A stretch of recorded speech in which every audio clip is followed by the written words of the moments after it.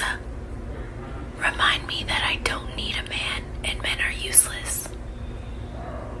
When should I remind you? Every damn day.